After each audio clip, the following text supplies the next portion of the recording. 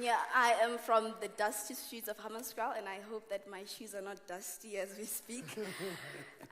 Please sit back, relax, enjoy this prestigious event, and also enjoy the generational gap between myself and Dr. Noche.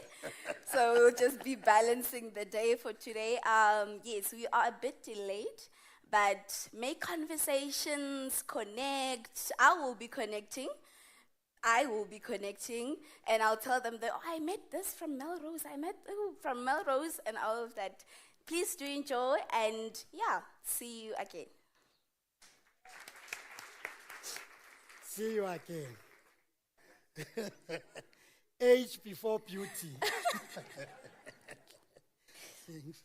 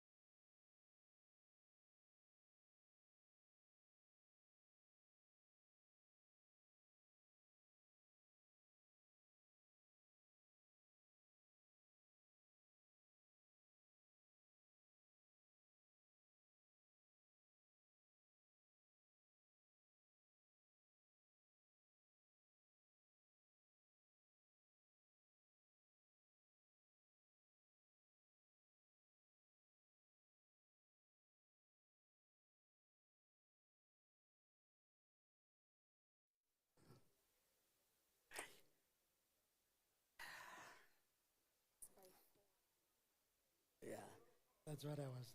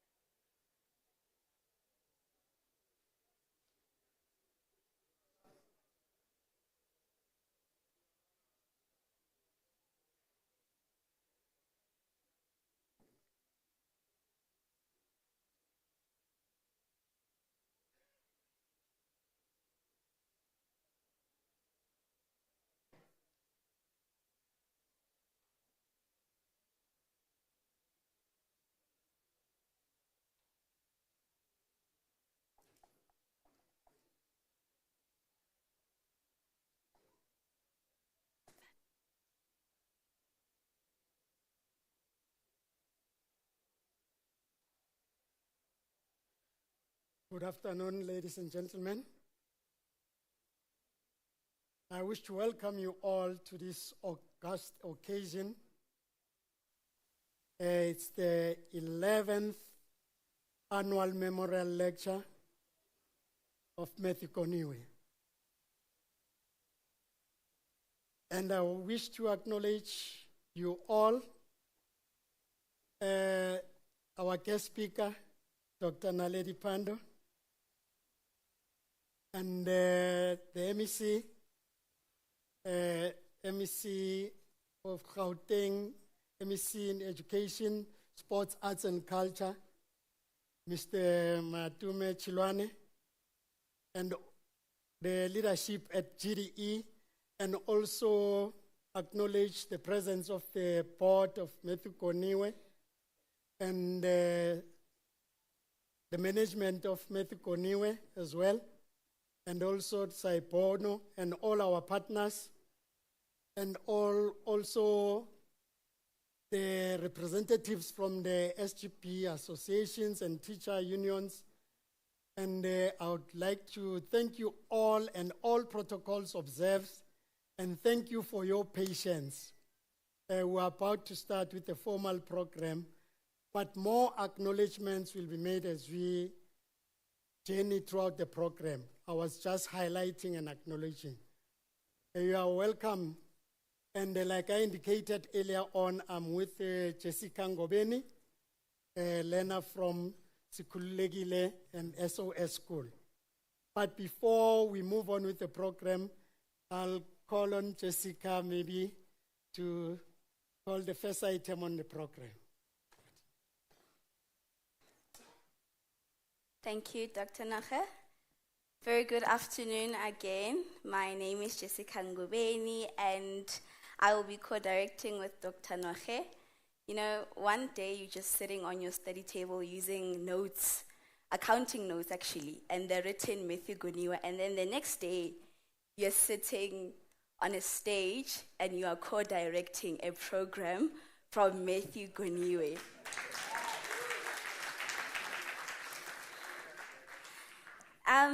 30 years of transformation in education, 30 years of revolution. Matthew Goniwe has committed itself to building capacity in different stakeholders, and I represent the RCL, and I'm a product of that capacity building from Matthew Goniwe. So with that being said, I'm a yepa, so we're going to have more of that today. Please help me welcoming Dr. Molifi Oliphant SOS School Choir, who will be singing the national anthem for us. A round of applause, please.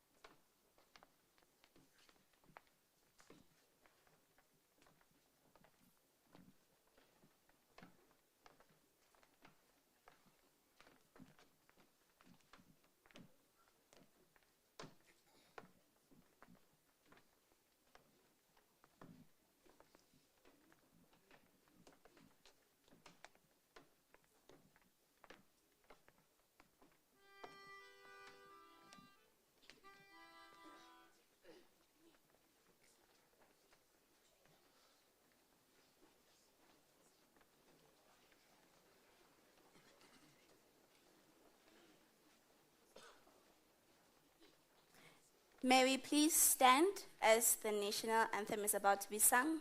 Thank you.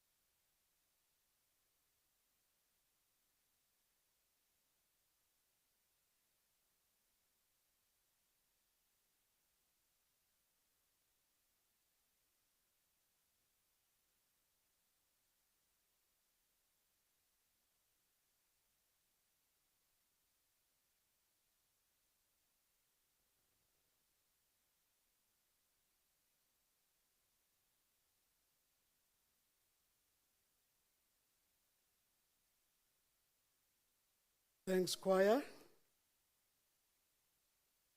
That was wonderful.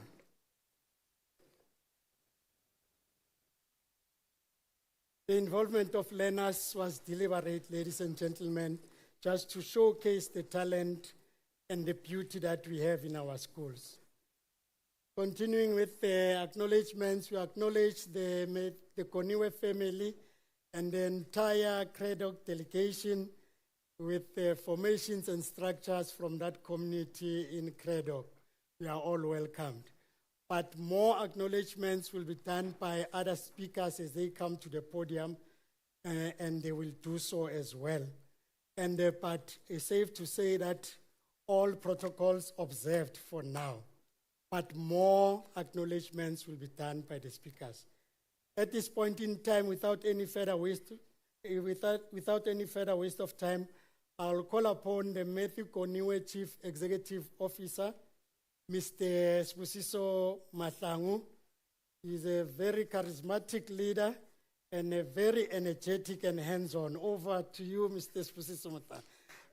If I can sing, I can say, Remurata kaofela. Thank you.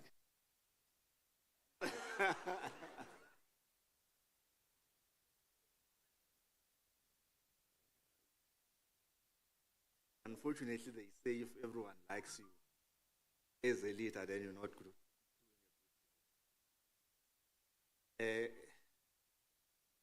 Thank you very much, directors.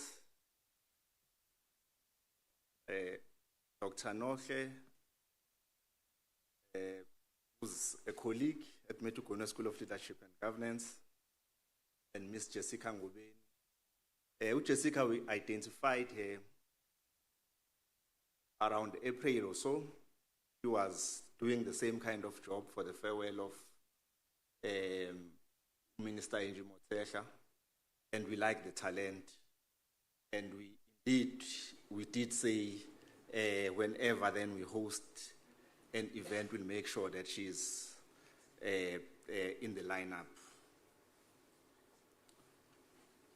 Keynote speaker, Honorable Dr. N. Pando, delighted to have you here.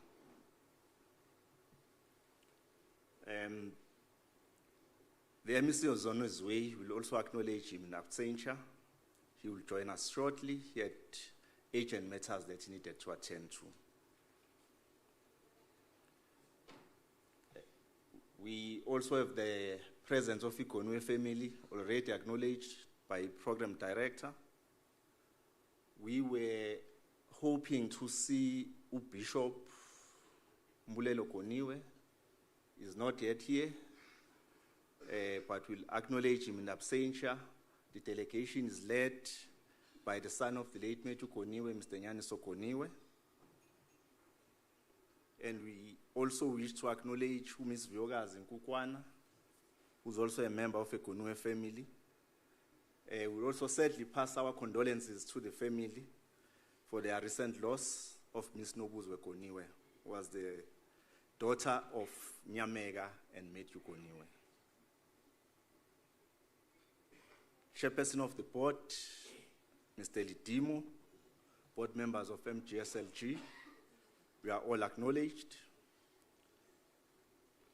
Saibono board, I'm not sure whether they are here, Mhlegazi, but CEO and your executive, we acknowledge you. Staff and management of MGSLG, we are acknowledged, and we really appreciate the effort you've put in organizing this event. The Office of the MEC, Chief of Staff, acknowledge you. Members of the Gauteng Department of Education, from leadership to general staff workers at GDE. School Governing Body Association, leadership and members who are present. Teacher unions present. Our partners in delivering and implementing our programs. I also wish to acknowledge my former colleagues who are still assisting us in the work that we do, Dr. Mlete, Dr. Naidu. Distinguished guests, ladies and gentlemen, it's an honor and all the time and a privilege to stand before you as we gather. Although this is the 11th lecture, every time one gets this opportunity, we just don't take it for granted. We understand the road travels for us to be where we are. This particular occasion is a reminder of the legacy of Matthew Goniwe. Matthew Goniwe was a dynamic educator, community leader, a matri whose vision for a free and equal South Africa remains the guiding light in our society today. We come from a past of oppressive education system. It was defined by segregation, existence of 4 separate education departments. But the dawn of democracy brought about one unified system, which we're still trying to work to ensure that there is equality across the country, different classes of economic society.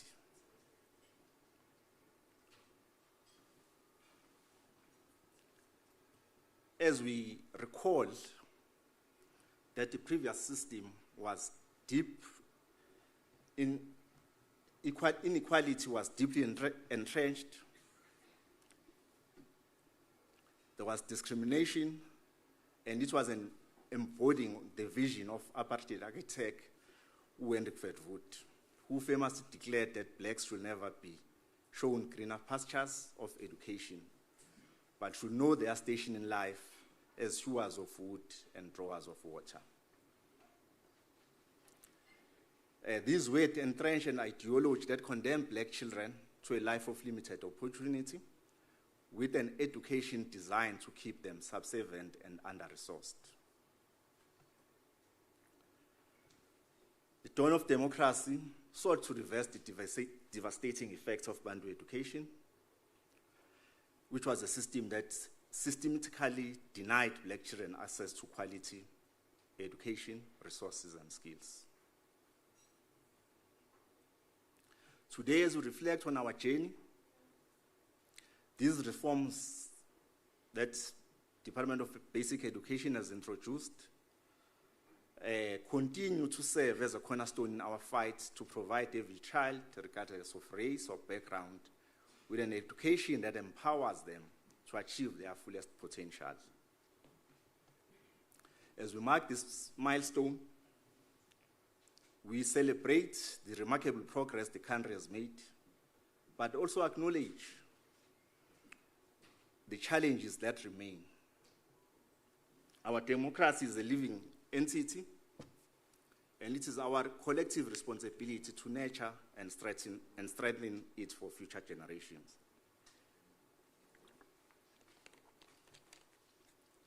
In exactly 7 days' time, 17th of October, Matthew Goniwe School of Leadership and Governance will be celebrating its 22nd birthday.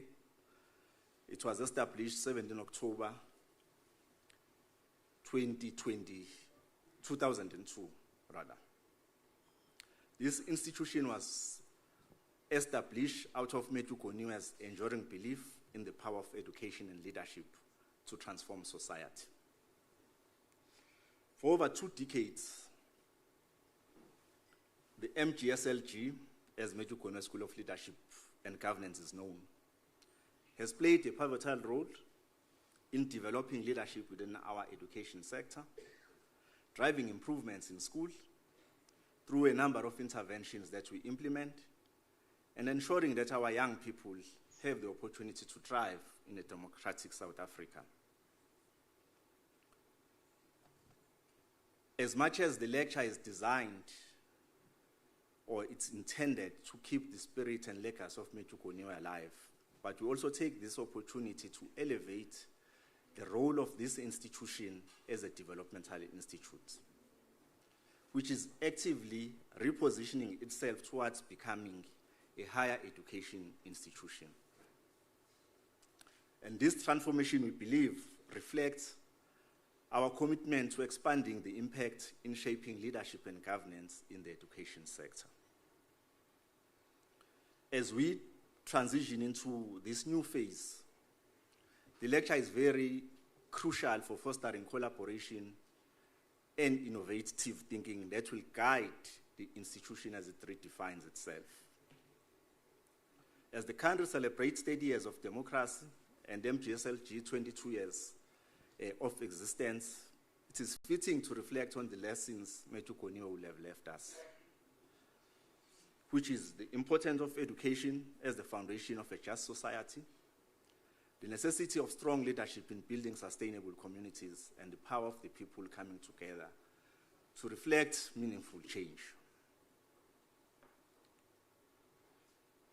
We also acknowledge that this event is happening at a very critical time when our government has relaunched the inquest into the tragic death of the Keynote 4. The inquest was supposed to take place about 2 weeks ago. That's when we had planned to have the lecture, but we had to postpone it so that we allow the family the opportunity to attend the inquest and be able to attend the lecture. We do trust that the inquest will provide much needed closure to the families of the Keynote 4, which is the Goniwe, Galata, Shauli, and Mkonto families, who have waited for far too long for justice and healing. It is a huge responsibility that we carry to continue with Goniwe's legacy. We should not only reflect on the past, but we must actively contribute towards shaping the future. In a time where our education system faces numerous challenges, it is incumbent upon us as corporate citizens and active community members and leaders to support initiatives that promote educational excellence and equity. I'd also like to take this moment to extend my deepest gratitude to the Goniwe family, Gauteng Department of Education, and everyone present here, and all our participants and partners for making this day possible. Your commitment in fostering an ongoing conversation about education, excellence, leadership, and equality is invaluable. As we listen to our esteemed speaker and engage in thought-provoking discussions, let us do so with a shared sense of purpose. Let us remember that Goniwe's life was dedicated to empowering others, and in that spirit, let us ask ourselves how we too can contribute to building a South Africa that is truly free, fair, and prosperous for all. Thank you very much, and I hope you will be inspired.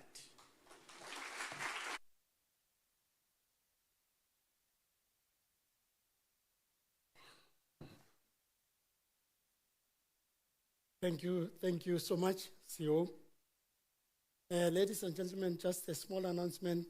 There's a car that parked in a wrong space, and I never thought this would happen in these parts of the world.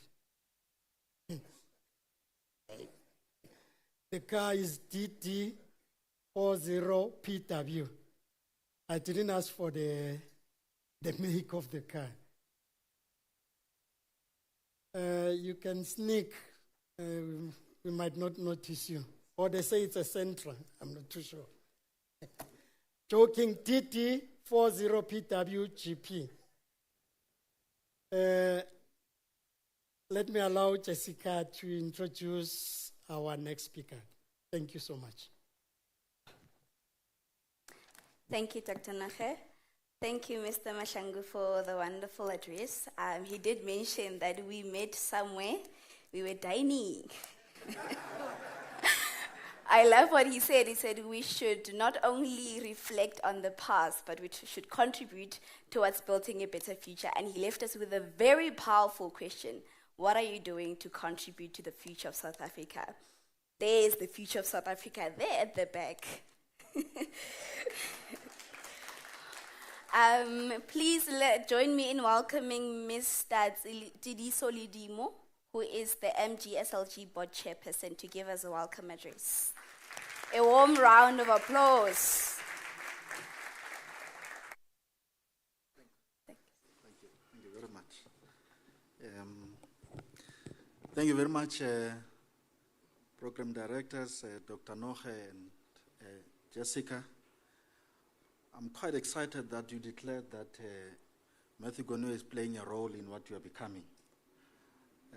Seated there, I'm sure the board shares the sentiment that there's a role that we play, recognized by those who are recipients of our programs. Ladies and gentlemen, good evening. My task is very simple. It's just to say to you, welcome, and sit down. Let me thank the CEO really for having handled the opening item in a very excellent way in which he did. I do not want to explore the risk of not acknowledging very important people in the room. We must always do so that to ensure that the institution is carried in the public domain and gets sustainable. So in doing so, don't mind if I repeat the acknowledgements that the CEO has done, because I must do it. I must acknowledge the family, the Goniwe family, and the representatives of the structures in the Lingelihle community, and really appreciate their commitment to coming all the time to be with us as we celebrate the legacy of our icon, Matthew Goniwe. Let me also, on behalf of the board, acknowledge the presence of departmental officials, the executive of Matthew Goniwe School of Leadership and Governance and staff here present, who play a very significant role in ensuring the sustainability of the organization, the backbone of the institution. The MEC for Education, Sports, Arts, Culture and Recreation, we're told is on his way. The former minister in our country who has held, I think, 5 or 6 portfolios in this country, has conducted herself with a great amount of integrity and has become a role model to many of us. Dr. Naledi Pando, we really appreciate her coming to be with us to share thoughts about what can be done to take forward the complex task of transforming our education system. We really are pleased to have her in our midst. Let me acknowledge the learners from Dr. Milif Oliphant, SOS, acknowledge your coming, and also acknowledge the teachers who are accompanying you. If teachers are empowered, we see it through the learners. And we really appreciate the efforts that those teachers are making, the conductor and others, in making sure we nurture this kind of talent. Thank you for that hard work you're doing, despite all the challenges. Let me also welcome the SGB associations. I saw 2 or 3 of them here present.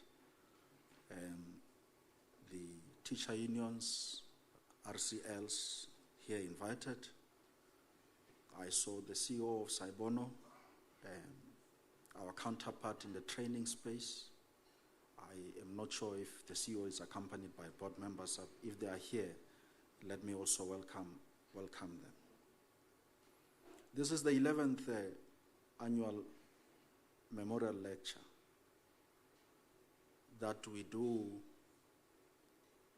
to recognize the legacy of our struggle icon, one of our unsung heroes of our liberation struggle, Matthew Goniwe. When this institution was born in 2002, it was when an idea arose that, given that we had come into the new dispensation, how do we bridge the backlogs? The idea was born of a training institution, and those who were there at the time took it upon themselves to name this institution after Matthew Goniwe. it couldn't have been much more appropriate than that, because he was a teacher by profession, and this institution's mandate was, among others, to develop teachers and deal with the training backlogs that we have had. That we have had teachers with standard 5 who could stand before a classroom and teach because of the deliberate apartheid regime which ensured that we do not receive quality public education. Now, the new government has had to deal with that aspect, upskill them, make them much more competent, so that as they mediate teaching and learning, they empower those learners, so we produce patriotic and productive learners. So it was a huge task. 6 years after the birth of our democracy, 2002, it was a very huge task. And from that time on, the institution has been traversing this difficult path, nurturing, shaping its programs, change of leadership, change of the board, change of MECs over time, from the then Mary Metcalf and others, all of whom really indicated that the education system needs such an institution, including the current MEC, who so much believes in the institution, its role in ensuring that we continue to train and develop our teachers, school management teams, school governing bodies, district officials, RCLs, and so on. So we take a moment each time, every year, to reflect on the gains and the setbacks that we have had. But because we are not an isolated entity, we do so and invite valuable stakeholders in the education system to put what we do in the public domain, but also share thoughts from others, as you would hear from the MEC later, from the keynote speaker later. What are the thoughts, current thoughts about the education transformation trajectory in our country? What must be done moving forward? Over time, the board took a very deliberate decision in endorsing the values that will guide this institution. Deliberate because we understand that we carry a very big name, and that as we carry our mandate, we've got to be able to at least emulate what Matthew Goniwe sought to do. Those who were with him and those who read about him always come to a conclusion that he was a disciplinarian, that he was a prolific maths and science teacher, that he was not just a teacher but a community leader. So he believed in collaboration. He carried himself with integrity at all times, a revolutionary professional, because he understood that his task was not just X and Y in maths, but the ultimate was to liberate ourselves from the shackles of apartheid. And he did that task diligently. So you'll find some of the values that I've mentioned in our books. These are values that we have approved: collaboration, integrity, professionalism, Ubuntu. Those are the values that the institution has carried, at least up to now, to ensure that we keep the legacy alive. We have sought to make ourselves the leading training and development institute in the country and beyond. And in everything that we do under the leadership of the CEO is to ensure that we live up to that particular vision of becoming a leading training institute in the country and beyond. Currently, programs are offered in Gauteng, but we have resolved that we must expand in our efforts to becoming this leading training institute, expand our services into other provinces and become a national institute. Work has been done in that direction, and we're hoping we're traversing that route successfully. Not only did we resolve on that question, we resolved on a very important question, that we must evolve into becoming a higher education and training institution. And work has been started in that direction. The coming into life of the Bella Bill brings additional huge responsibilities on government to provide resources so that we ensure that grade R is brought into the mainstream. There's a lot of work in that area. Training of practitioners, infrastructure, and a whole range of other things that must be done. We believe that Matthew Goniwe will occupy that particular space, especially the issue of training the practitioners and developing a formal qualification that will attain, which will make them professionals in the system. So this is how we have evolved as an institution, and we take this moment to interact with you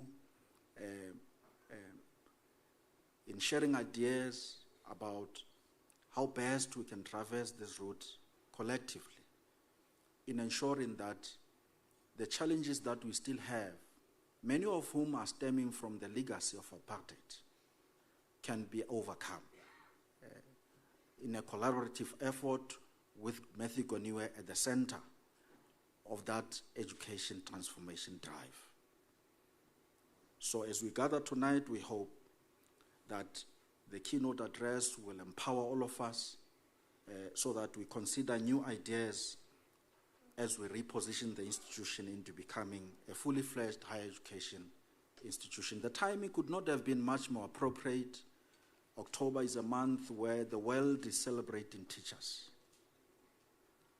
And we're celebrating this teacher in October. It couldn't have been much more appropriate.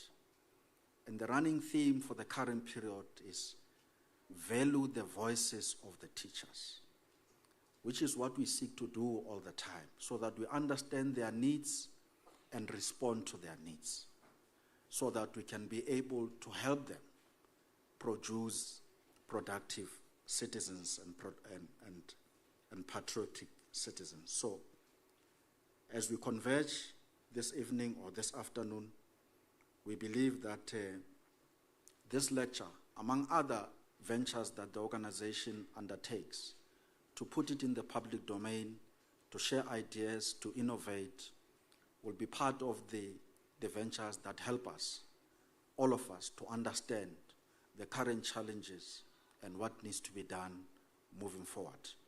And doing so, I wish that this memorial lecture be fruitful and that you will find it worth having come here as we depart later this evening.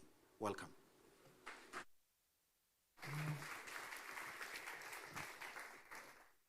Another round of applause, ladies and gentlemen. Thank you so much, Chair. And I know there's this other chap. We corrected the other day, myself and my other team members, to say, we don't say chair, we say chairperson. Yeah. Thank you so much, chairperson. Yeah. Ladies and gentlemen, we've been welcomed and we must relax now. And we have all been acknowledged and we've been given the purpose of us holding these memorial lectures. And surely it has been mentioned that We are forging new partnerships and trying to reposition Matthew Goniwe to have this national footprint and also as an HEI. And also make sure that the legacy of Matthew Goniwe as one of the great teachers lives on. And it reminds me, as I was once a teacher sometime, it's a really fulfilling career, but also challenging at times. I remember one day I asked one learner, hey, where's my homework? And he said, say, I lost your homework whilst I was fighting with this other kid because he was saying we are the worst teacher in the school. And I was disarmed. How can you fight such a person who's in your corner?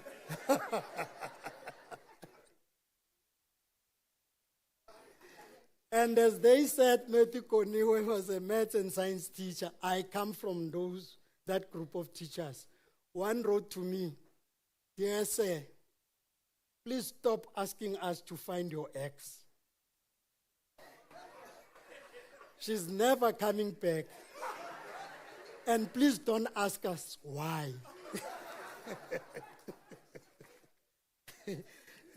Thank you so much. At this point, I would like to call upon the choir to render a few items as well. Over to you, choir. Can we give them a round of applause as they come on stage? Thank you so much.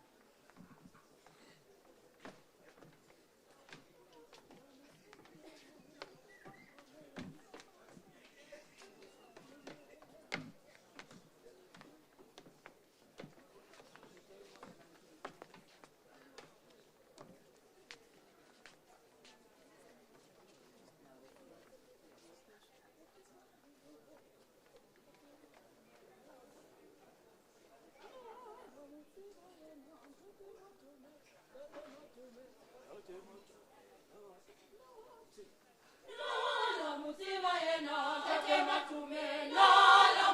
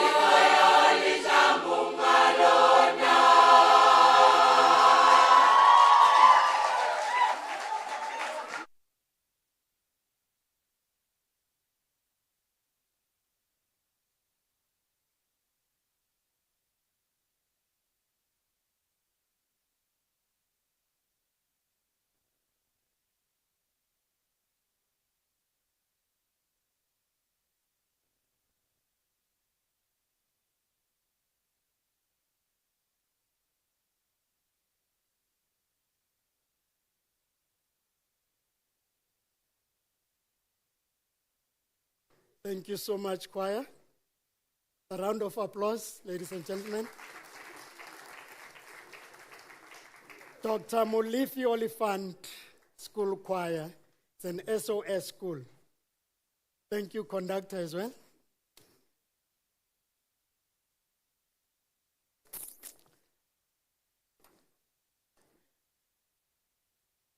Ladies and gentlemen, at this stage, I would like to call on stage the son of Matthew Goniwe and the family representative, Mr. Nyaniso Goniwe, to come on stage.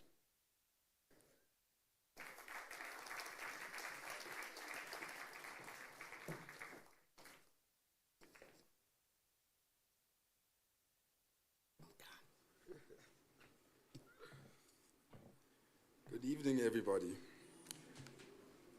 My name is Nyaniso Goniwe.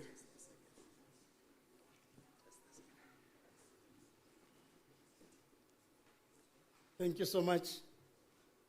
Ladies and gentlemen, we acknowledge the presence of our Honorable MEC, Matume Chilwane. Thank you, sir.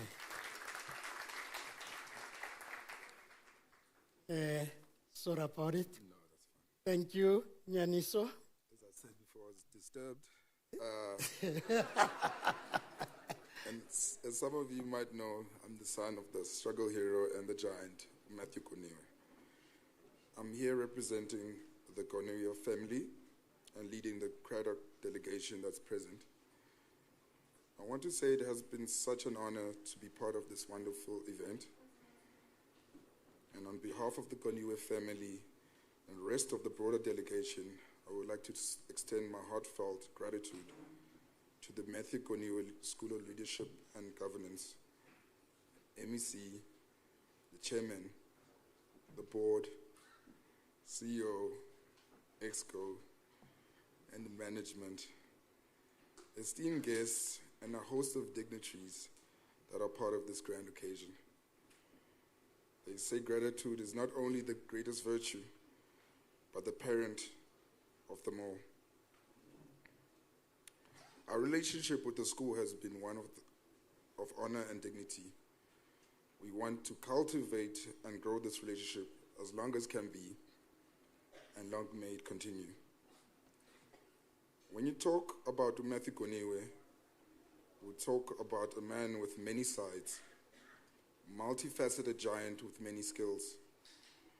There's Matthew the father, Matthew the husband, Matthew the revolutionary, Matthew the teacher, Matthew the activist. But one of the things he loved to do in that arsenal of skills is to be a teacher.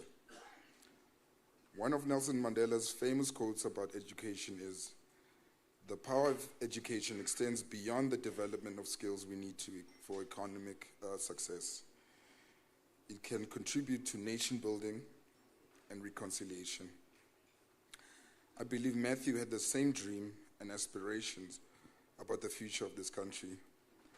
He believed the sharpest weapon we can use to bring about change is education. And with joining those two things, activism and education, he would become a dangerous adversary for the apartheid government and would one day free us from their shackles.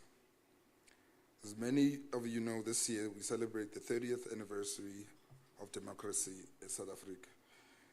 This is a big milestone in this country. And in striving and aiming at achieving bigger things, we must focus on education. And that there's a relationship between education and democracy. What is the relationship between education and democracy? The understanding of how democracy and education intertwine first starts with learning what democracy actually means. Democracy is how we work within our community, how people come together and make decisions that affect the community as a whole. This requires education. Educated individuals are whom you should want to make decisions needed to keep the community on the right path. But how do you gain information? We have the opportunity to learn and experience things every day. The more we learn and experience, the more educated we become. Thus, the more educated we have, the more democratic you have lived. You have experienced and adjusted to your community. Education can create knowledgeable citizens for voting and a competent leader to be voted for. It can eradicate any form of corruption. It can promote individual differences but at the same time preserve common values. So as a young nation, let's commit to use education to better and be resilient. We need to endeavor to be not just activists, but activists for education. Because in doing so, we can transform our country from a nation with potential to a nation that reaches their goals. Thank you.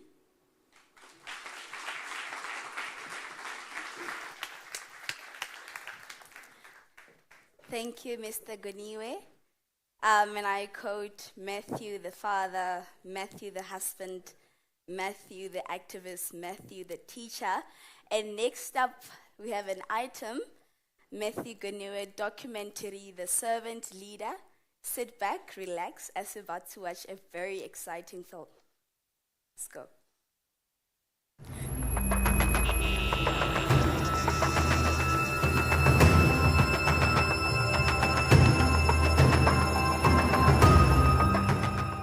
I immediately knew something was wrong, but I didn't know that they were going to be murdered. I thought that they might have been detained, because many people were just detained like that, and then you discover a week after that the person is in this prison and so on. I was told by a child that there was somebody who phoned, who's by the name of Els, saying that we should phone him back at this number, and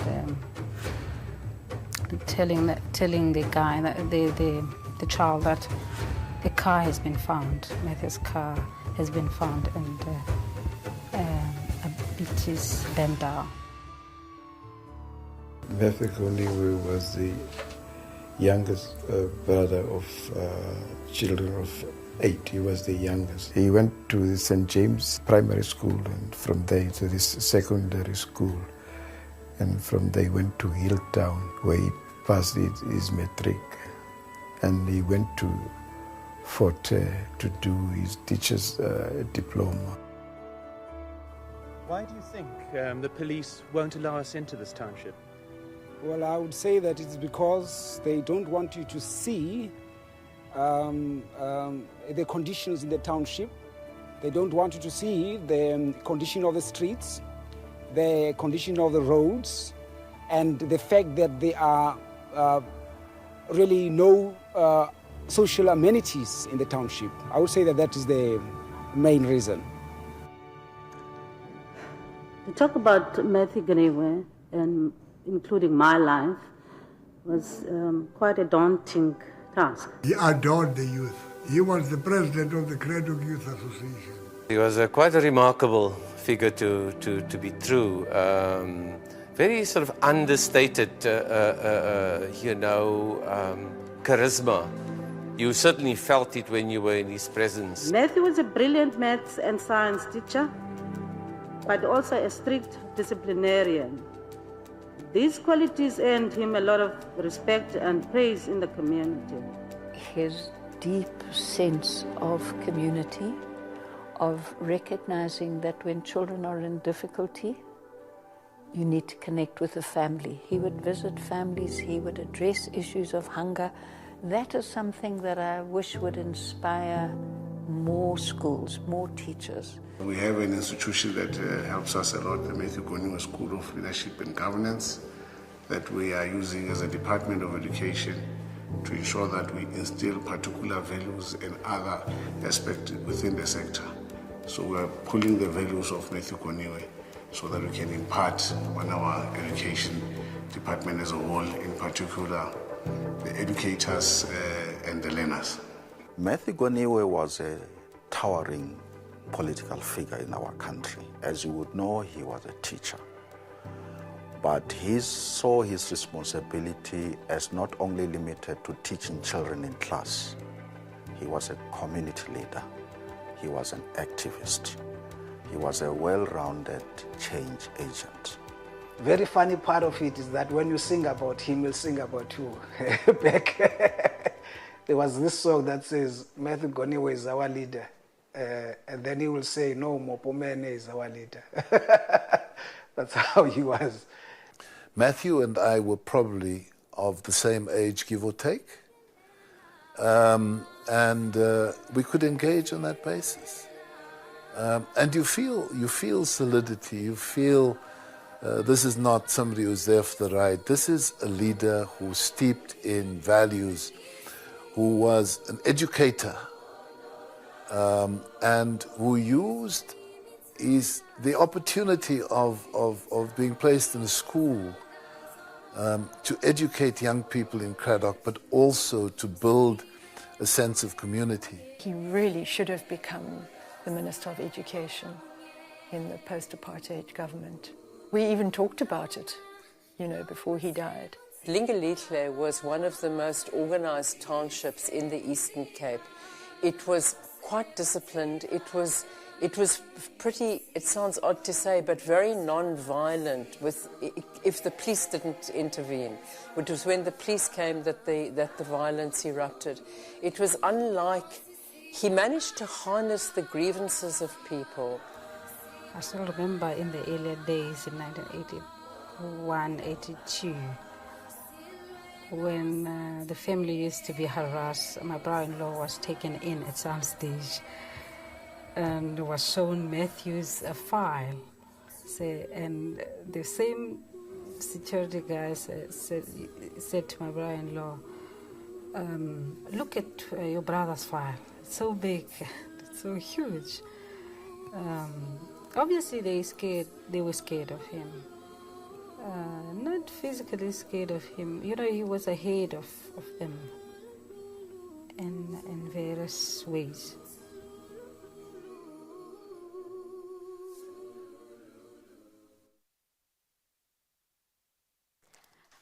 A warm round of applause.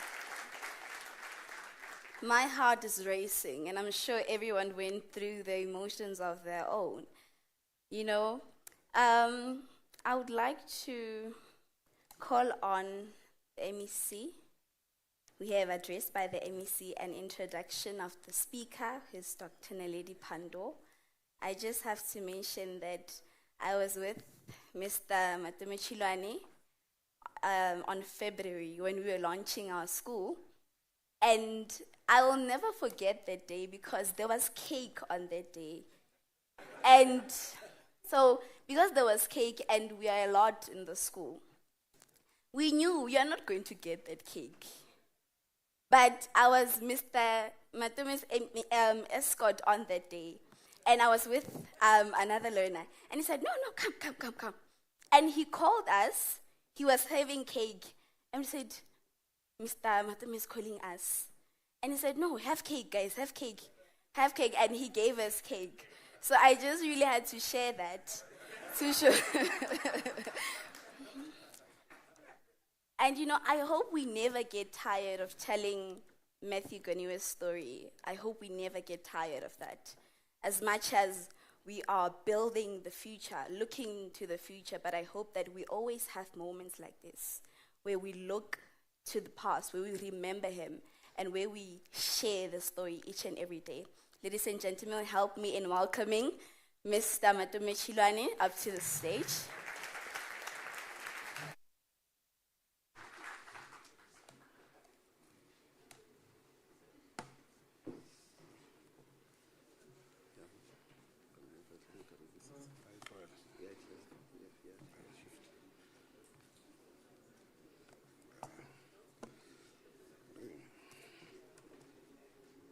I don't have cake today.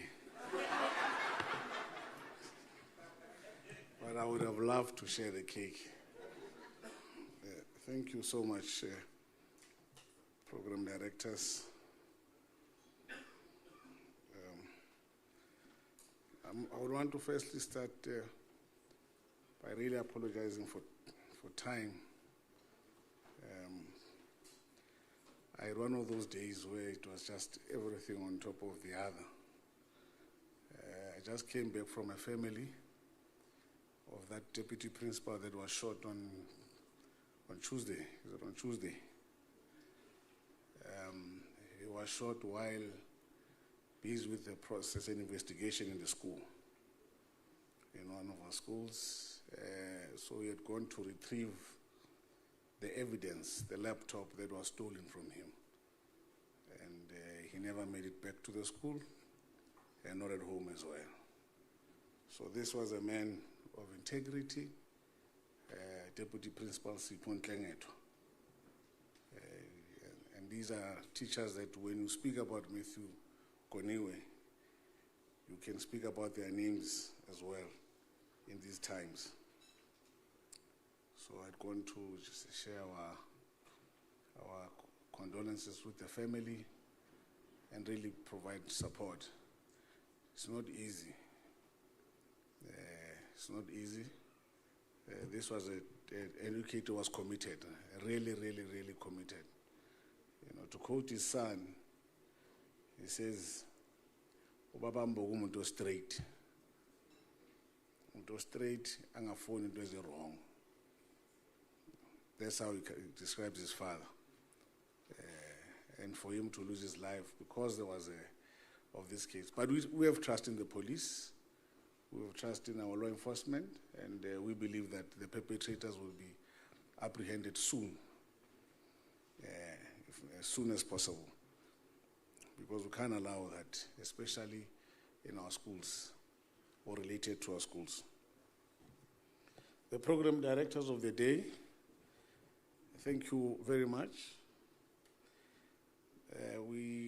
The premier in absentia, but he did indicate that if time permits, he will make his way here. Our esteemed guest of honor and our keynote speaker, a veteran of our struggle for global justice and liberation, a former minister and current chairperson of the Nelson Mandela Foundation, Dr. Naledi Pandor, chairperson and board members of Matthew Goniwe, the senior leadership of the Department of Education, the Goniwe family present here, academics from various research centers, the CEO of Matthew Goniwe, Mahlangu, and the CEO of Saibono, Prof. Nzobi, distinguished guests, ladies and gentlemen, good evening. Sanbonani, Molweni, Towela, Abshin, Nda, King, Mpere, Oli Peril, Ol Peril. Let me start by firstly congratulating our team, Matthew Goniwe, which is the driving force behind this event, for the level of effort and care that clearly went into organizing this annual Matthew Goniwe Memorial Lecture under a befitting theme, challenges and opportunities for education transformation in contested contexts, and further to be delivered by an outstanding keynote speaker. The place for education in society has been a subject of debate since time immemorial.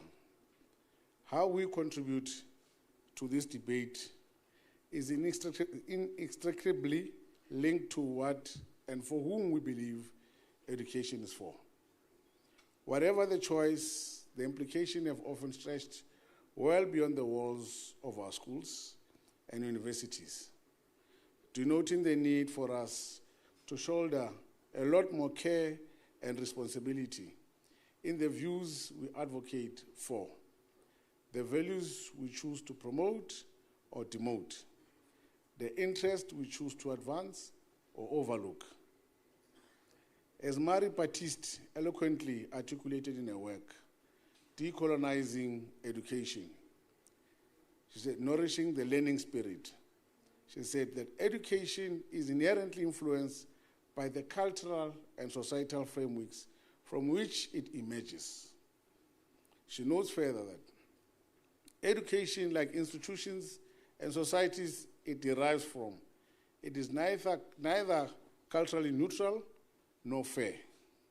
Education has its roots in patriarchal, Eurocentric society, complicit with multiple forms of oppression of women, sometimes men, children, minorities, and indigenous people. It is therefore what we do with education and not education in and of itself will inform the role in our context. The field of education, therefore, offers an ideal space to study the different and yet mutually reinforcing ways through which social injustice can be both advanced and resisted. Professor Morala reminds us that the success of a developmental state will depend on our ability to unleash the full scientific, industrial, and creative capabilities of South African society. The fundamentals of this revolution must always be consistent with the aims of our developmental state, economic competitiveness, and societal well-being. Therefore, Mepando, as Gauteng, we know too well that a trained, capable, and industrial youthful population is a precondition to our prospects for any form of success. The Matthew Goniwe Memorial Lecture always serves as a stark reminder that without a more purposeful, measurable, and deliberate investment in young people's ideas, this continent, this country, and this province is headed nowhere slowly. Here at home and elsewhere in the world, education is up against a myriad of societal challenges. Poverty continues to be a moving target, worsened by a debt dilemma. According to the United Nations Development Programme, 52 countries, 40% of the developing world, are in serious debt trouble. Rather than default, some countries are having to trade off investment in health and education to the detriment of the current and future generation. Some 3.3 billion people now live in countries where debt interest payments exceed spending on health or education. In the words of Professor Guy Standing, says the 20th century income distribution system has broken down. Its collapse has given rise to a society consisting of millions of people facing unstable, insecure labor, a lack of occupational identity, declining and increasingly volatile real wages, loss of benefits, and chronic indebtedness. Our economies have become hostage to recurring financial crises, shocks, uncertainty, and lack of predictability. We know from the work of economists such as Thomas Piketty and Joseph Stiglitz that today the share of income going to the global 10% is now 38% higher than the average income to the bottom 50% of the population. Against this backdrop of deepening disparities, discontent, and distrust, democratic governments the world over, including ours, are at crossroads. The knock-on effects are being felt more acutely by the most vulnerable groups of our society. Program Director, this is what our education system is up against. Surely, with this background in mind, education can no longer be education for education purposes. In line with the teachings of Matthew Goniwe, this education has to serve a much higher purpose, that of a just, equitable, and humane society. Today we reflect on Goniwe's impact that reached beyond the walls of classrooms and echoes through the corridors of our history. In Keynote, he led not just as an educator, but as an architect of a community, turning schools into spaces of liberation and empowerment. He awakened the minds of young people, showing them that knowledge is not only power, but a path to freedom. But Matthew Goniwe was not content with mere words. He moved with action. He understood that unity is strength, and that true change begins when communities rise together. He was a leader who inspired people to stand not as individuals, but as one force shaking the foundations of an unjust system. Lastly, here in Gauteng, our problems are many. The force of urbanization and its key drivers continue to shape both human and non-human activity in ways that can neither be avoided nor slowed down. As a result, 63% of the population already lives in urban areas, a figure that is expected to rise to 71% by 2030 and 80% by 2050. In other words, by 2050, 8 out of 10 South Africans will be living in urban areas. Our odds of achieving a livable, safe, resource-efficient, just, and equitable urban development are thus inextricably linked to the ability of our cities to anticipate, manage, and respond to urbanization trends, challenges, and opportunities. If we are to reindustrialize or beneficiate our resources, we need to carefully study the way our towns and cities are shaping up. In short, whether we are teaching agriculture, town planning, logistics, mining, manufacturing, IT, or related sectors, there is a need for a spatial response to the social, economic, and political realities of an increasingly urbanized Gauteng. Dr. Pando, through your life, we know that given half the chance, the girl child has an unlimited potential to excel in all areas of human endeavor. Any society worth its salt shall, therefore, double its investment in young women. As Gauteng, we will lead the way in this regard. An investment in young girls and women in general is, of course, an investment in all of society. You invest in a woman, you future-proof any nation. This year, one merely celebrating past achievements was setting the stage for the next generation. Our partnerships with Matthew Goniwe School of Leadership and Governance and other collaborators, they are catalysts for transformation, igniting excellence in our schools and communities. From expanding ICT programs to strengthening our focus on literacy, numeracy, and critical thinking skills, we are ensuring that no child is left behind. We are building not only schools, but future. In this milestone year, we reaffirmed our commitment to making education a pillar of equity and an opportunity for all. Each new classroom we build, each program we launch, and every support system we create is a promise, and a promise to our young people that their future is bright and their potential is limitless. And as we stand at this critical juncture, I'm reminded of the words of our former president, Thabo Mbeki, when he says, "It is small things that we do that will make big things happen." It is in this very lesson that we taught, every book we opened, every child is inspired, that we'll see the true power of our efforts unfold. Let us carry forward the torch led by Matthew Goniwe, embodying his spirit in our actions as we strive for a better, more equitable world. For that, I thank you. And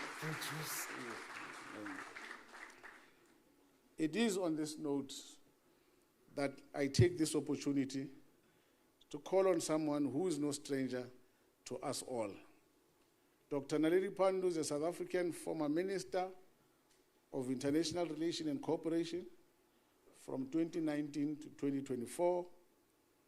Dr. Pandor became an MP in 1994, has amassed impressive experience in position of public office, including Deputy Chief Whip of the ANC in the National Assembly, and served as the Deputy Chairperson of the National Council of Provinces and its Chairperson subsequently. Dr. Pandor has a PhD from the University of Pretoria, of which I'm also an alumni. So, serious universities. an honorary doctorate from Cape Peninsula University of Technology, University of Stellenbosch, University of Lisbon in Portugal, and the University College of Dublin in Ireland.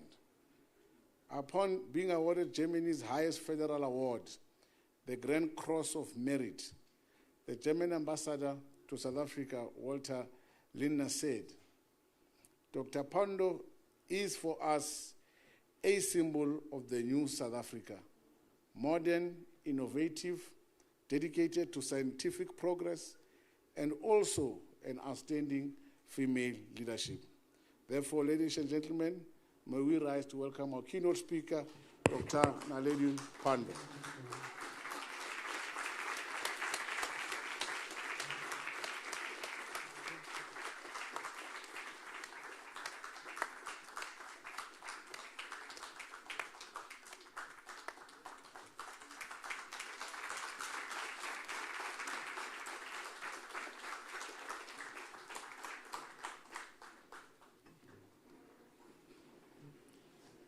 Thank you very much to the MEC for that most kind introduction. Allow me to recognize the program directors, Dr. Noche, and this wonderfully talented young woman, Ms. Ngobeni. Well, it's really great to be with both of you and to enjoy your wonderful direction of the program. Being a former Minister of International Relations and Cooperation, and thus responsible for diplomacy, I am not allowed to say things like protocol is observed.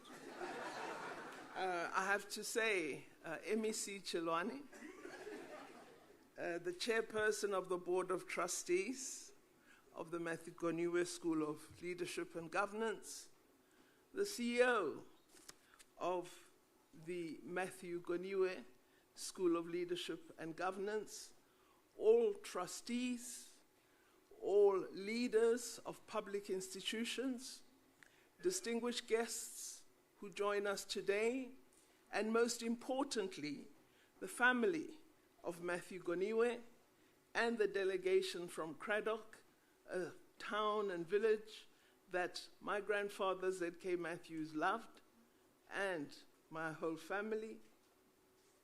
Distinguished ladies and gentlemen, scholars present today, good afternoon to you all. It's a wonderful pleasure to have the opportunity to speak to you today. I'm somewhat disrupted in my lecture because some of which I wished to say has been repeated by several speakers before me. However, I've learned through experience that something good repeated is a necessary event, and thus I will not neglect to reiterate some of the matters that have been referred to today. Allow me to begin. Matthew Goniwe, as you have been told, is well known as one of the bravest sons of South Africa. He's most renowned as one of the Cradock Four who bravely gave up their lives as murdered martyrs for the freedom of the oppressed people of South Africa. Goniwe was born in 1947 in Cradock, in the Eastern Cape of South Africa. He matriculated from Heeltown, and the reference to that will become important later, and studied for a teacher's diploma at the historic University of Fort Hare. He taught in Cradock after qualifying, and it is said in biographies of him that he was a much-loved teacher. While serving as a teacher, he led community struggles in Cradock, fighting for the rights of his community and all oppressed people. He was a teacher, a leader, also a member of the United Democratic Front, and served in the underground structures of the South African Communist Party and umkhonto wesizwe, the real umkhonto wesizwe.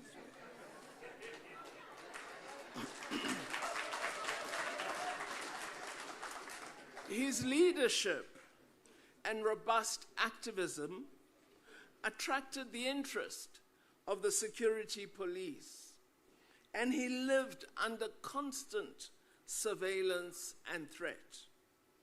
He was murdered by the apartheid police following a meeting with his comrades, Derek Swartz, who you saw in the film just now, as well as Michael Coetzee.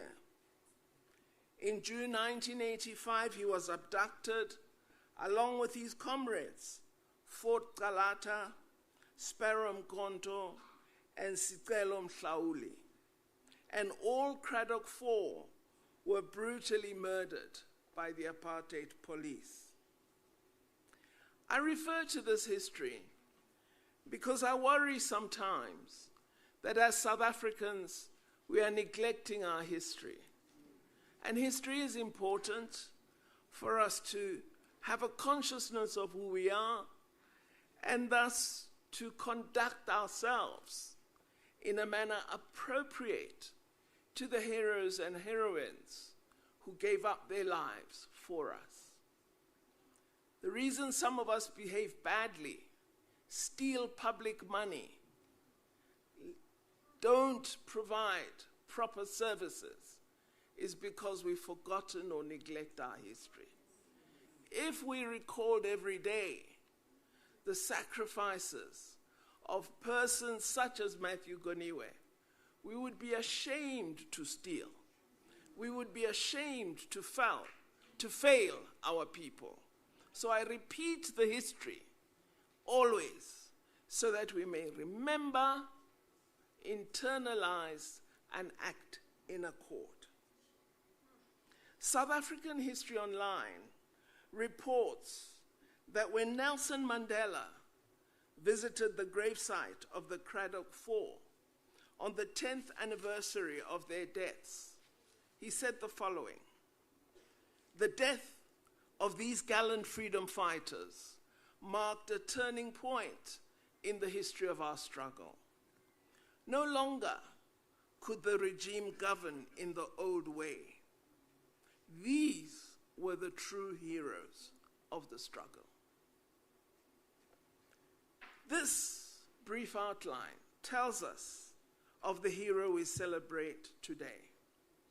We can never thank them sufficiently, but we can honor them by continuing their tradition of revolutionary struggle for fundamental change. I turn now to reflect on the matter of the influence of conflicts on transitions, because I believe very, very sincerely that even though we're celebrating 30 years of freedom, we are still a society in transition. We haven't got to where we wish to be. Many societies that have experienced colonial oppression face the task of education transformation once they achieve freedom.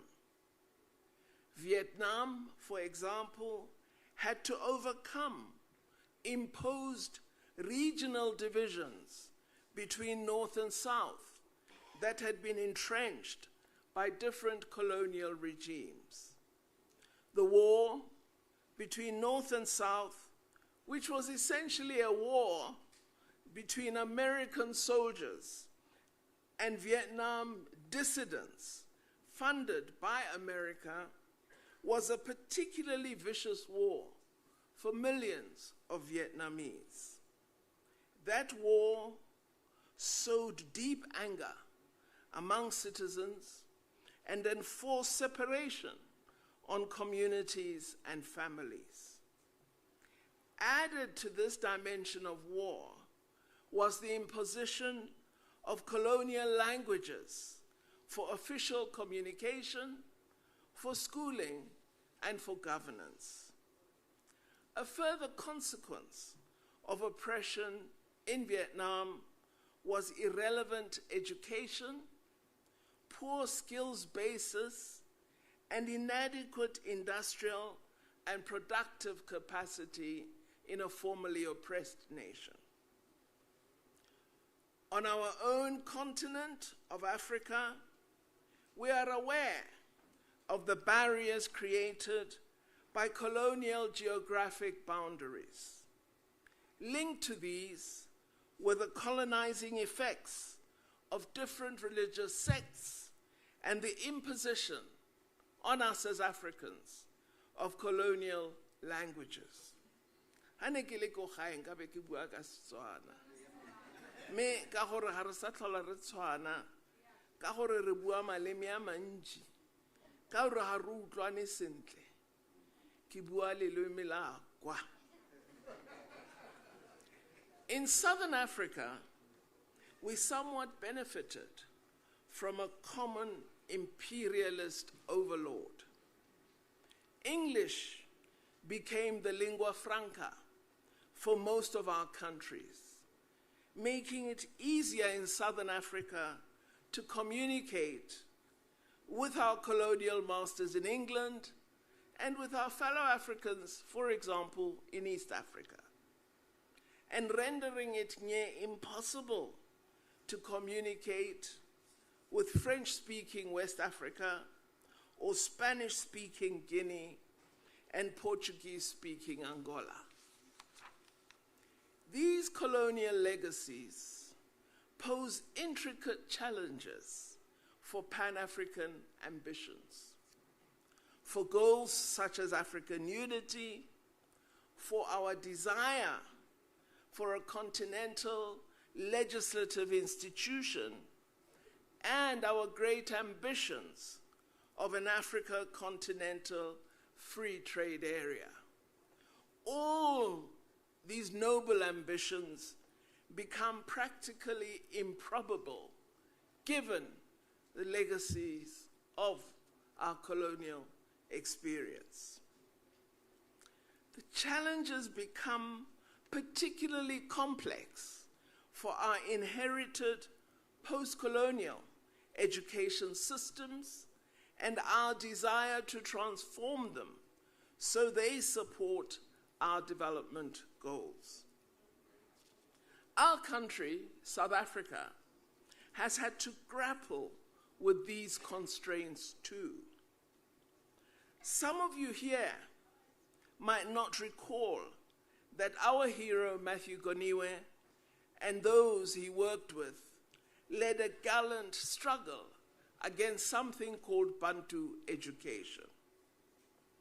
Before reflecting on these challenges, I wish to refer briefly to apartheid, because you're forgetting that too. You forget it so much that some of you say things were better under apartheid. I wish you had lived under it, you would never say that.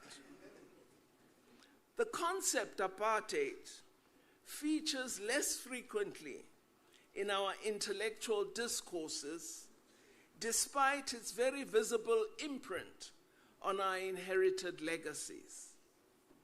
As many analysts and historians remind us, such as Jake Scherver, Chika Sihule of University of Pretoria, racial oppression and discrimination in South Africa existed for many, many centuries before the imposition of statutory apartheid in 1948.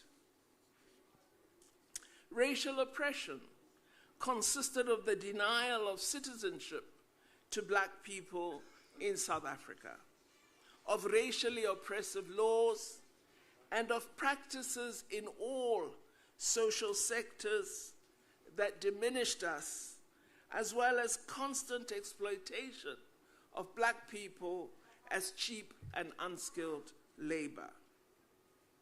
The imposition of formal statutory apartheid or legal racial separation by the National Party government in 1948 merely formalized and intensified what had existed for centuries. The education of black people had been neglected and restricted for many decades. Thus you had, in the late 19th century, African intellectuals, clergy, and traditional authorities coming together to establish missionary schools and training centers for teachers and priests to offer access to education for a small number of black learners who were really somewhat of the social black elite who enjoyed that initial access. For decades, these missionary schools were the critical education resource for black youth. And while the colonial imprint continued, these young people flowered the early growth of popular resistance from these education institutions. You had leaders and pioneers such as J.T. Jabavu, John Knox Bokwe, Chekedi Khama, and many others who emerged from these schools and training centers. It is interesting that these schools with the colonial imprint produce revolutionaries. I don't know what kind of people our schools are producing today, but under the worst racism, the best were produced. And so we need to ask what it is we are not doing, which is leading to us inculcating poor practices, attitudes, and ethics. Now, when the National Party came to office in 1948, they recognized the impact of resistance that these still few and limited missionary schools and colleges were having on black attitudes and aspirations. Colleges such as Tiger Kloof and a few others, Lovedale, had been joined by the University College of Fort Eyre, which offered university education to young black men from 1916.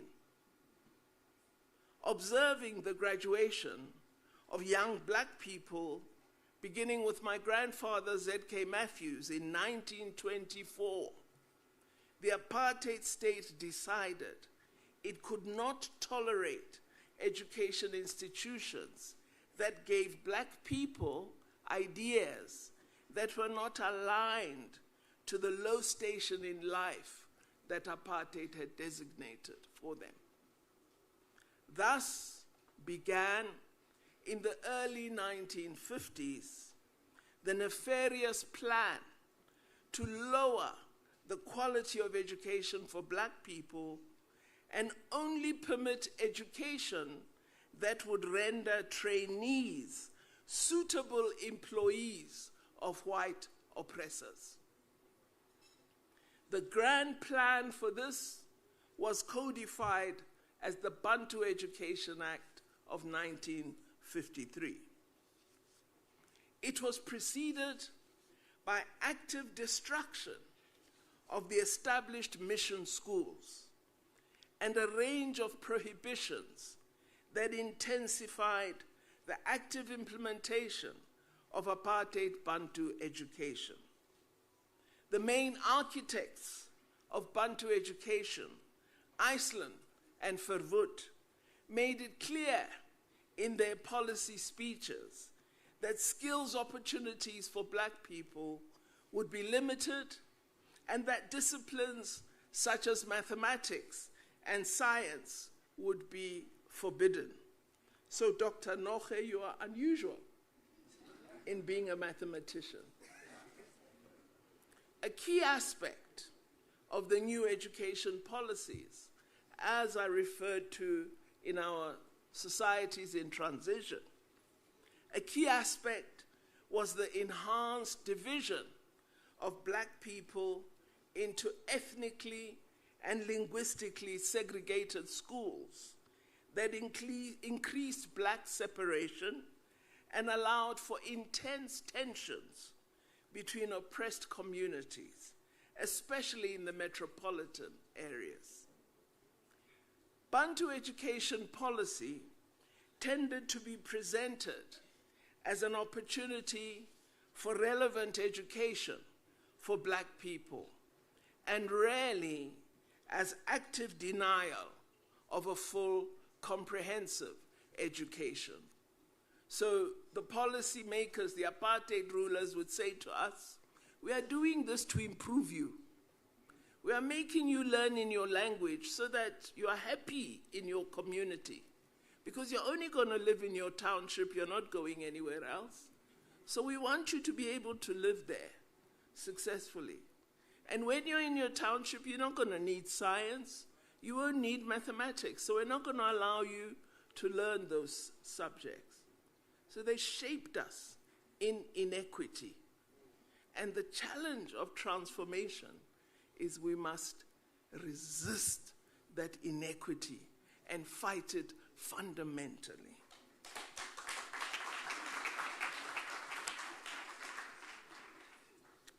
The cruel imposition of Bantu education in schools came to be regarded as incomplete by the apartheid state, as colleges, particularly Fort Hare University then, still offered an empowering education experience to young students. Just think about it for a moment. It is Fort Hare University that produced Nelson Mandela, Oliver Tambo, Thabo Mbeki. So there must have been something about it, that you have a pot that produces such leadership. Also, the non-racial character of the university college was seen as impertinent by the apartheid state. They said, these blacks, they think they're something. Why are they studying with Indians, coloreds, and whites? We're going to stop this. Consequently, in 1959, the apartheid parliament approved the falsely named Extension of University Education Act. Apartheid state was very clever. They would name legislation not in terms of its intention, but name it in a manner to fool us to believe they were doing something good for us. So many thought extension of university meant we'd get more and better universities, but here was the plot. This legislation would make Fort Hare a tribal Xhosa university, only for Xhosa-speaking students. And later, the University of Zululand was created for isiZulu-speaking students. And later, the University of the North for those who spoke Sepedi and other languages in the north of our country. This was all part of the social engineering grand plan of apartheid. And as often happened, it bred compliance initially and then resistance, because people came to understand what the true intention of this legislation was. I am reiterating this detail because I don't want you to expect me to draw out the tasks you must undertake. I want you to understand the history, its intentions, and thus its directives on what we as free South Africans need to attend to. We can't be ethnic. We can't be linguistic chauvinists. That was what apartheid intended. That doesn't mean we don't respect our languages, we don't use them, but we cannot use them as a means of exclusion or diminution of other languages, because that is what they wanted. One important reality of this history is the fact that apartheid education provision prioritized urban townships, as I referred to earlier, and severely neglected rural communities. This fact has also resulted in very severe challenges for the democratic state, challenges that we've not yet sufficiently responded to. So I've now provided you with a cursory overview of the apartheid imprint on education in South Africa. While all education in our country was affected, the impact on the education of black people was particularly disastrous. Time does not allow for detail on the Bantu education curriculum prescriptions and its severe shortcomings, nor on the training or lack of training of teachers, nor on the denial of numeracy and scientific access, and nor on the use of black education inspectors to enforce Bantu education doctrines. Just a word on curriculum prescriptions.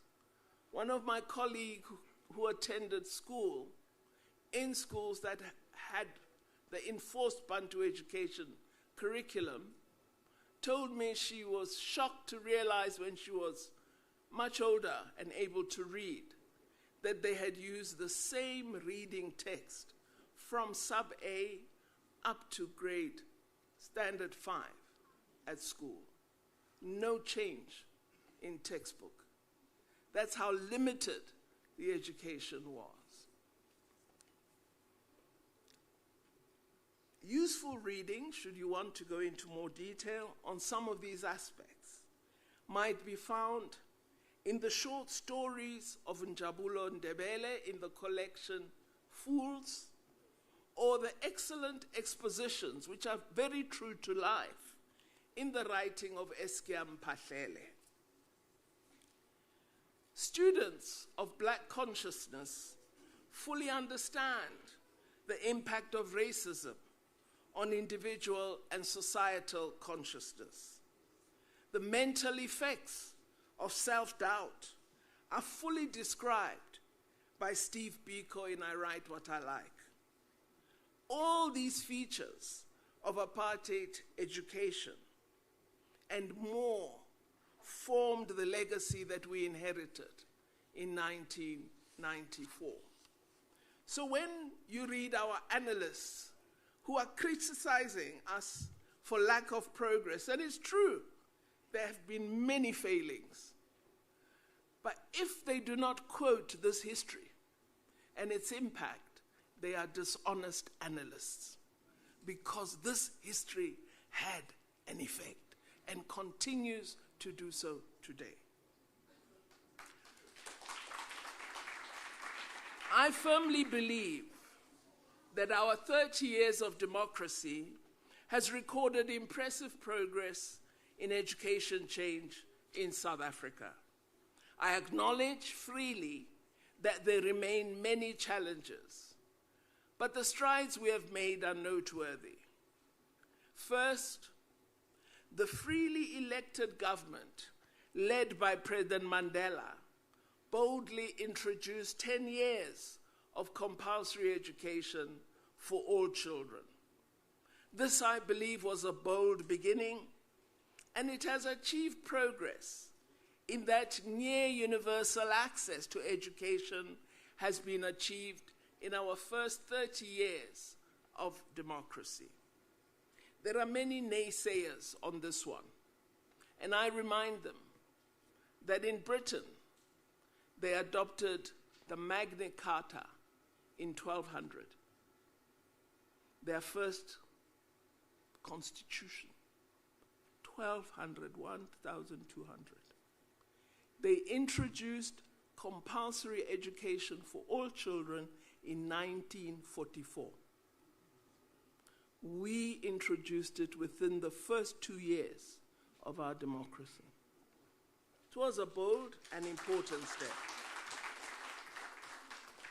This compulsory policy adopted by government was linked to a massive school building program which accelerated infrastructure provision for education in the first 2 decades of our democracy, particularly and most importantly in our rural communities. In addition, a wide-scale reform of curricula was initiated and implemented to modernize the content of subjects and of teaching in our schools. Fourth, extensive efforts were made to improve investment in education through attempting to have smaller classes, more teachers, more libraries, and laboratories for science and technology in our schools. Of course, not all has been achieved as yet, but certainly we can identify those schools in which these changes have occurred. Fifth, the entry of larger numbers of learners vastly increased the number of learners completing secondary school and proceeding to write the matriculation and then today the senior certificate examinations. My father once said to me, you know, Naledi, we knew almost everybody who was going to be writing matric when we were at school in our days. And today you're talking of 500,000 writing. I can't believe the change of democracy. So we have made these strides. But our education legacy that I've spoken to extensively presented democratic South Africa with a significant skills deficit, especially in non-traditional skills such as in health sciences, in engineering, in economics, in statistics, and in natural and physical sciences. The previous policy of denying access to advanced mathematics or even basic mathematics meant that thousands of school leavers were only able to access humanities and social science degrees in post-secondary education.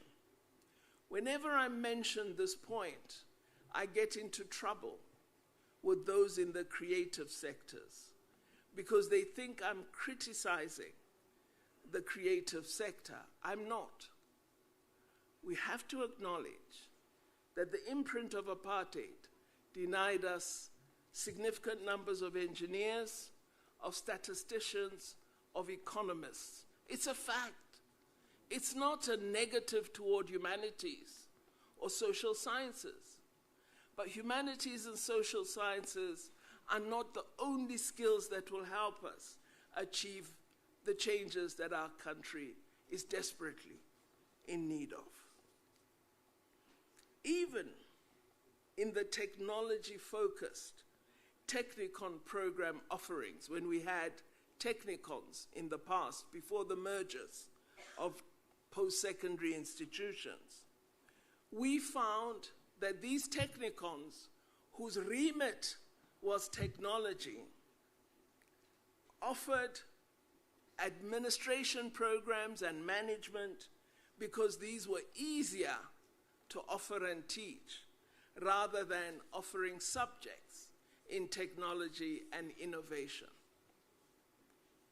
Further disadvantages also arose from our reality of 23 universities only for an increasing youth population and insufficient opportunities for the training of artisans. Oddly, for many of our parents and even us as students, artisan training is regarded as low-class training. Many parents do not want their children to be plumbers, to be electricians, to be carpenters, or to do any of the artisan programs that are offered in our colleges. Well, I can tell you this week I moved into a house I've just recently completed fixing up. And I paid a lot of money to a carpenter, and a lot of money to a tiler, and a lot of money to a painter. So you better rethink your attitude to artisan education.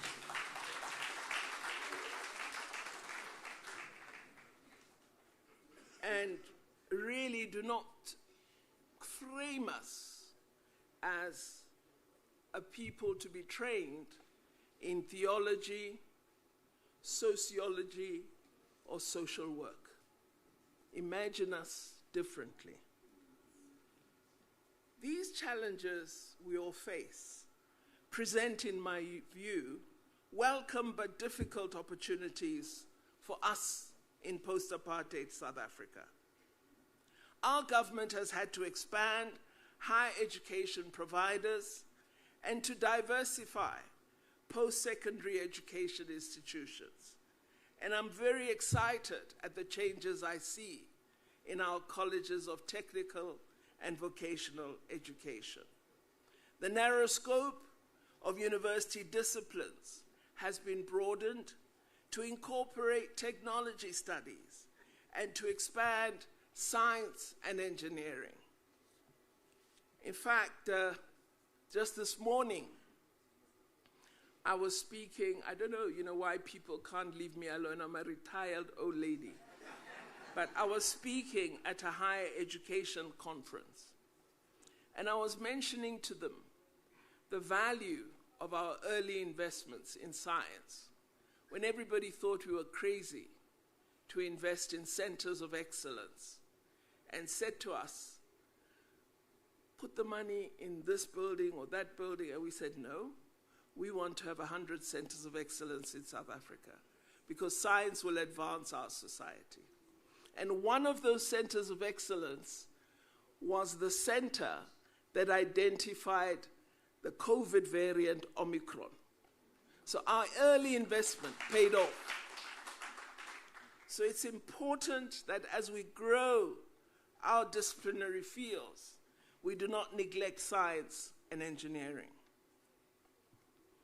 We also, as a new democratic government, offered opportunities in the public sector for skilled black graduates, and our private sector opened up to black professionals. This meant, for many of us, teaching as a career lost its shine, and our government had to step in through creating the Funza Lishaka bursary program to encourage more young people to take up the education profession, the most noble profession in the world. I believe there are still many more opportunities that we must address. The quality of our education system has failed to overcome the poor performance levels we had under Bantu education. Large numbers of learners leave primary school unable to read for meaning, unable to do basic mathematics, and lacking effective writing ability. Our government has intensified efforts to address these failings, and yet the impact remains worrying. I wonder how many of you as parents allow your children to read to you every day when they come home from school or when you come back home from work or from duties you may have been performing. We need to rebuild the link between family and the school child, the link between family and school in the community. It is the only way that we will turn around the performance of our young people. A revolutionary teacher, such as Matthew Goniwe, would have invested great efforts in seeking to establish the reasons for such inadequacy. But sadly, I see little research devoted to these problems by our leading revolutionary organizations. I am sure that Matthew Goniwe, if his students were failing mathematics and science, would have wanted to find out what concept don't they understand.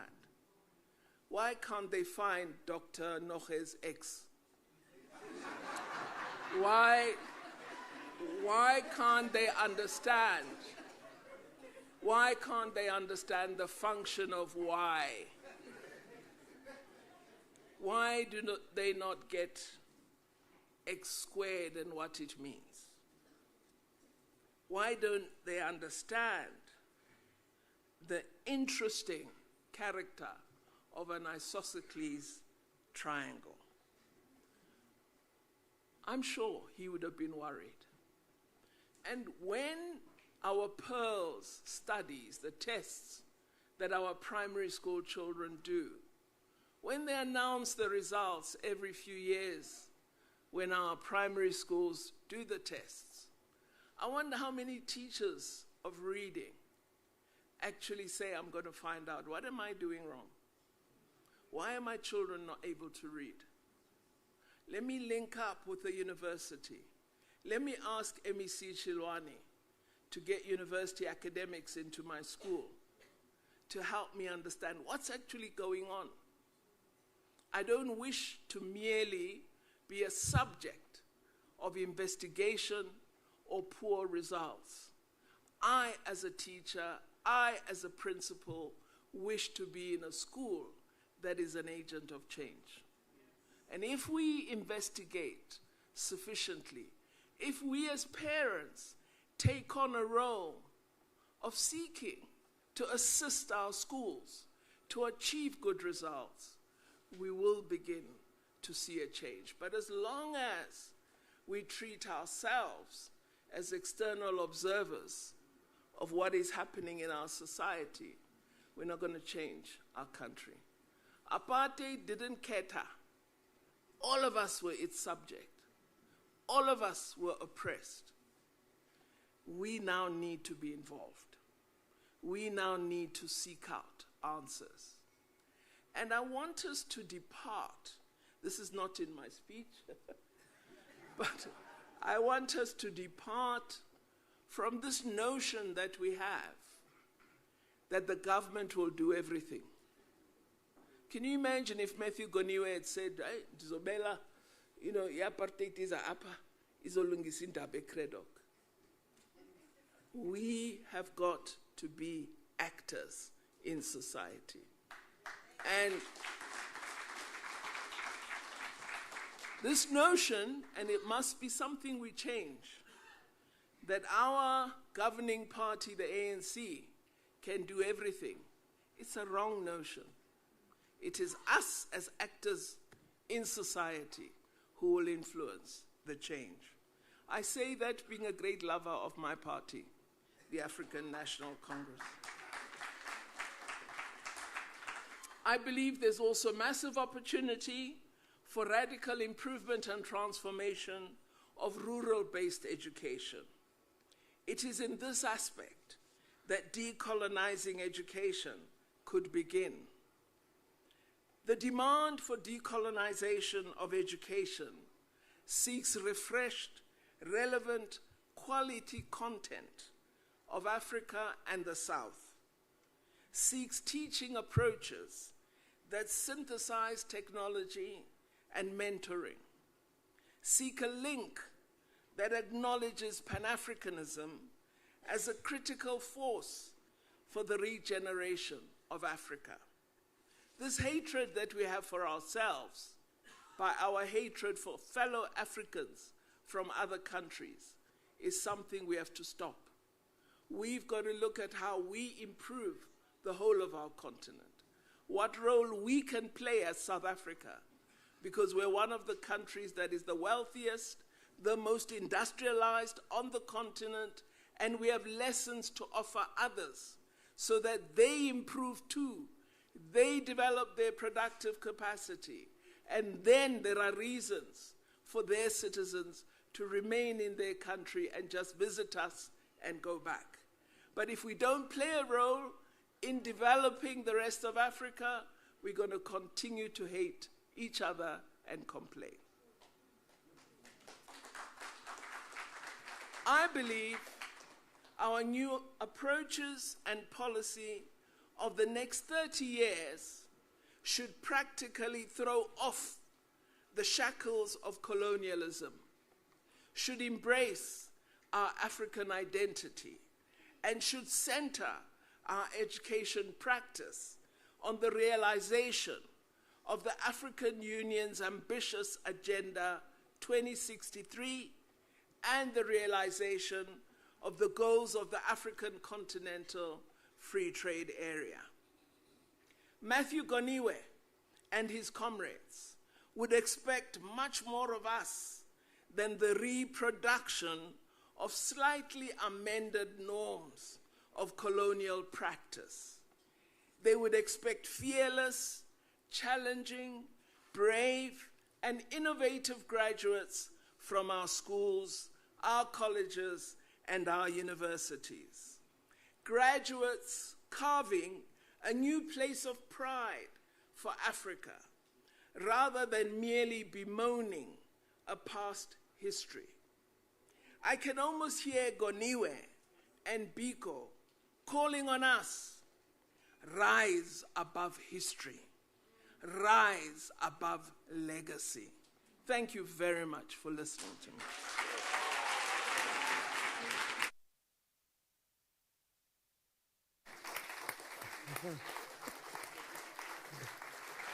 Thank you, Doc. Another round of applause, ladies and gentlemen.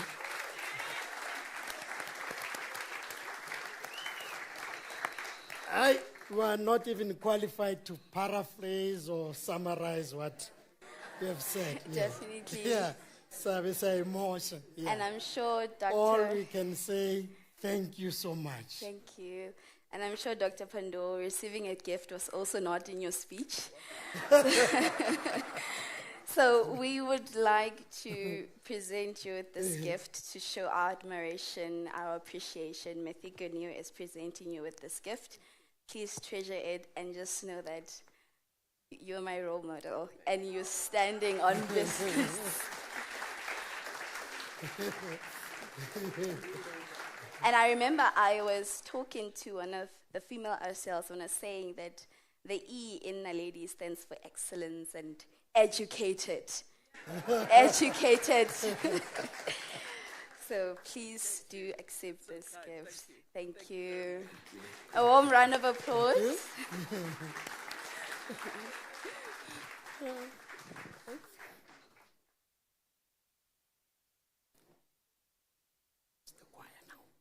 The choir, yes. Thank you. For the last time, we'll call upon the choir to render us just one item before we move to the last item on the agenda. Choir, I know you should be tired by now. This is the last item. Thank you so much. Let's welcome the choir on stage.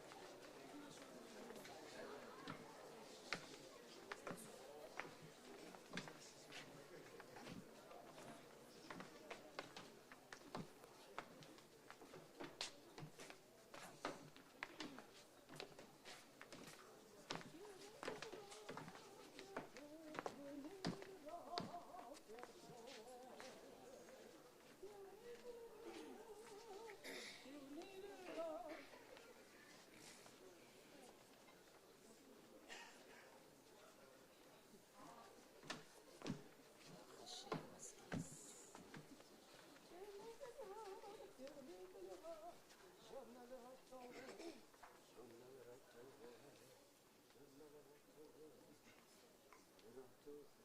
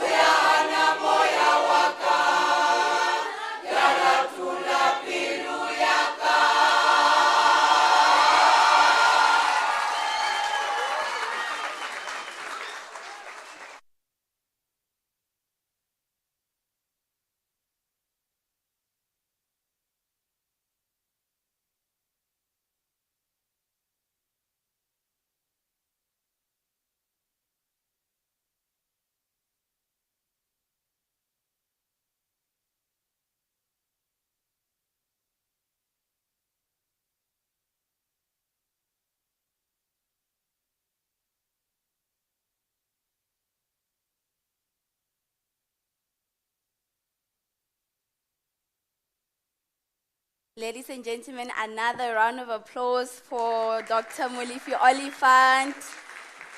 Thank you so much. We're about to reach the end of the program.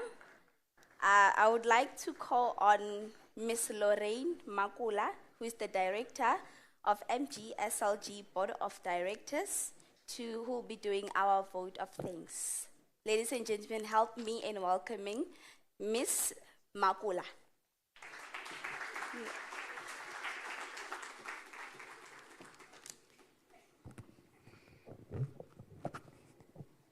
Good afternoon, everybody.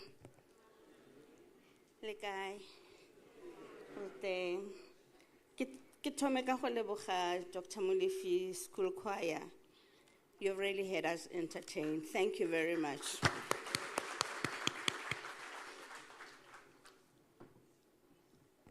I'm really honored to deliver a vote of thanks on behalf of the Matthew Goniwe board. And firstly, the program directors, Jessica Ngobeni and Dr. Noche, you really conducted the whole event in a very, very special way. Thank you very much. A round of applause for two of them.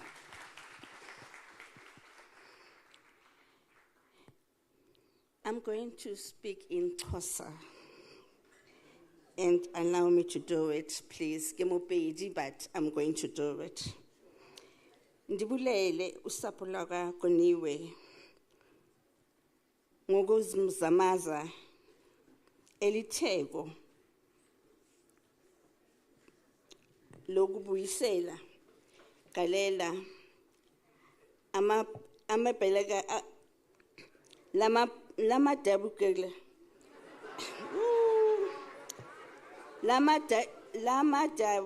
lamadala kufa ekukhuleleni isizwe esinsudu ndibulela insapho zwakaCalatha Mhlawuli Mkhondo uthando lwenu lokuba nathi namhlanje luyaqongeka kakhulu ningadinwa bantwana abahle lento ingani namhlanje kamaka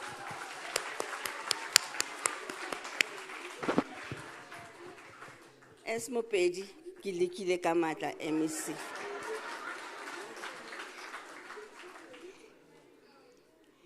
I would like to express my heartfelt gratitude on behalf of the board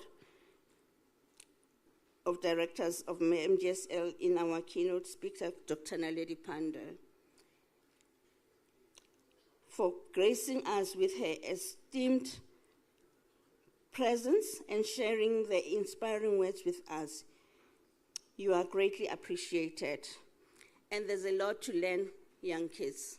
Students that were here, it is a privilege. When you think about Melrose Arc, think about the speech that was given by Dr. Naledi Pandor. So you have something to think about. Every time you see Melrose Arc, you've got something to think about what she said about your future. Special thanks to our shareholders, to our shareholder MEC, Matume Chilwani. Oh, he's gone. Raleboga, Homenachane. And to each and every other person who's here, we'd like to say thank you.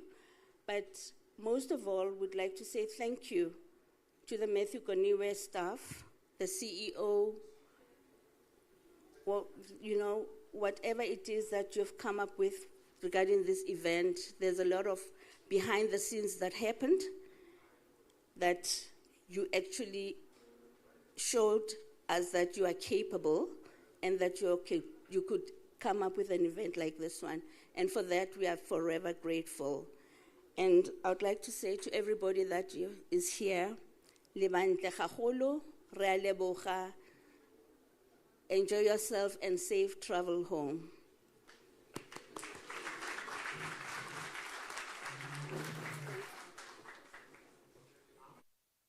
Thank you so much. Ladies and gentlemen, we have come to the end of our program and would like to take this opportunity and thank you for being a wonderful audience. Halala, Matthew Goniwe, halala. Thank you very much. You've been a wonderful audience. Enjoy the rest of your day. Thank you so much. It's been a pleasure directing the program for you.